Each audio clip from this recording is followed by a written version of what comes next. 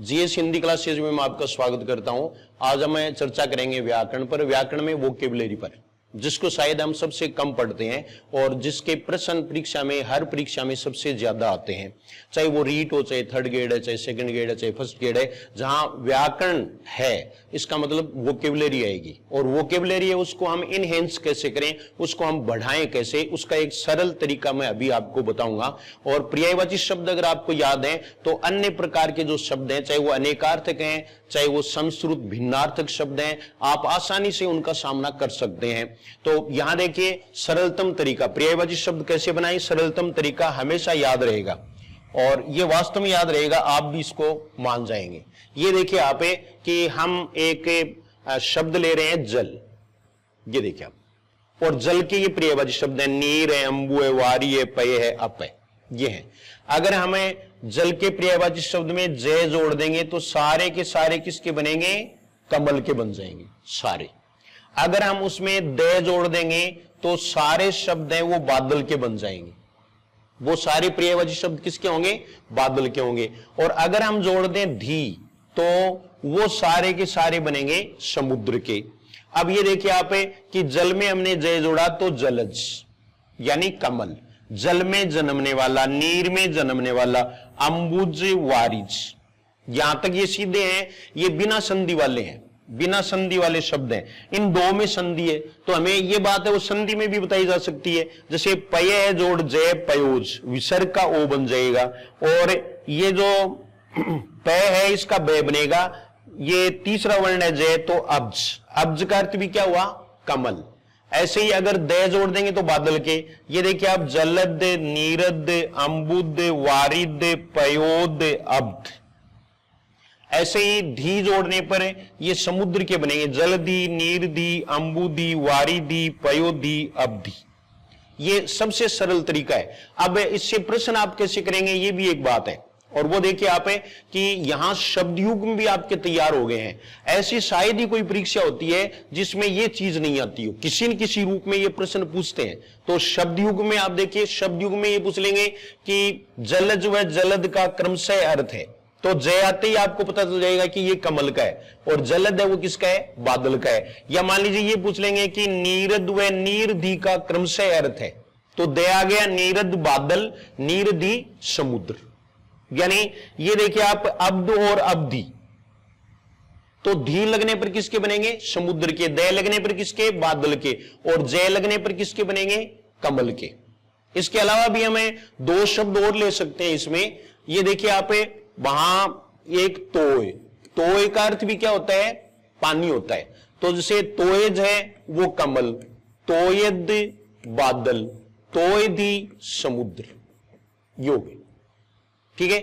ऐसे एक शब्द है वो हम पाथय ले सकते हैं, ये थोड़ा नया शब्द है, पाथस होता है, जिसको हम पाथय यहां उसको कन्वर्ट कर देंगे।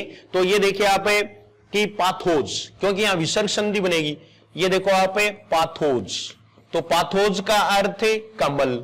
ऐसे ही पाथोद, पाथोद का अर्थ बादल, और पाथोधी इसका अर्थ क्या हो गया, समुद्र। ये देखने में हमें काफी क्लिष्ट लग रहे हैं, लेकिन अगर आप ये जय, दे और धी याद रखोगे तो आप आसानी से प्रश्न है वो कर सकते हैं। लेकिन कुछ सावधानी भी रखनी चाहिए। हम मानते हैं कि पेनिसिलिन है वो अच्छी एंटीबायोटिक है, लेकिन रिएक्शन करती है तब वो बहुत ज्यादा नुकसान भी पहुंचा सकती है। तो ये आपको पकड़ करके नहीं बैठना है लैंग्वेज में, क्योंकि एक शब्द ऐसा है जो दे लगने पर कमल का बनता है, और वो है अरविंद। इसलिए ये प्रश्न बन गया परीक्षा में। ये देखिए आप, ये अरविंद, अरविंद जोड़ दे, ये किसका है, कमल का है। लेकिन इतने पर्यायवाची शब्द हैं वो आप याद रख सकते हैं। केवल 18 शब्द ही नहीं, बल्कि आपने यहां पर 21 शब्द हैं वो तो इससे एक ही शब्द से याद रख लिए हैं। इसके अलावा भी बहुत सारे तरीके हो सकते हैं, जैसे गय लगाने पर बनेंगे, पय लगाने पर बनेंगे, चरे, करे, ये सब है वो आगे वाले वीडियो में आप देख सकते हैं, और ये हमेशा के लिए आप याद रख सकते हो।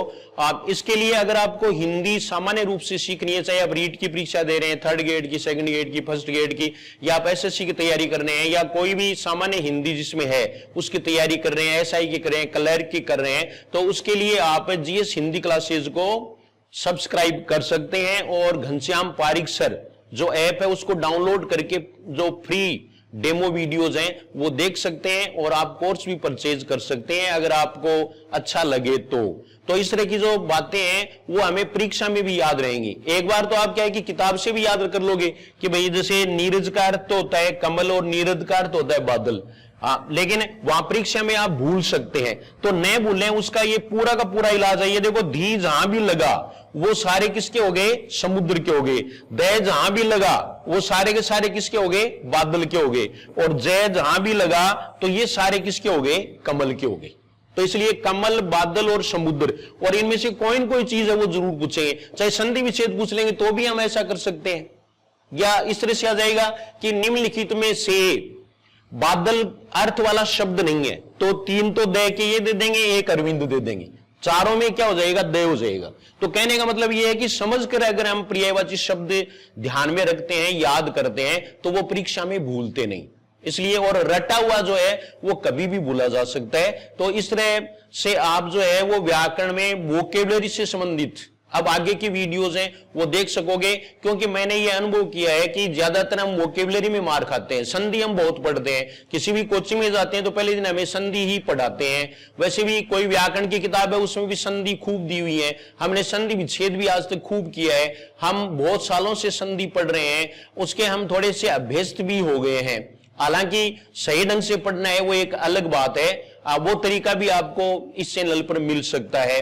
लेकिन पर्यायवाची शब्द हैं वो आप आसानी से याद रख सकते हो और जिंदगी भर नहीं भूल सकते।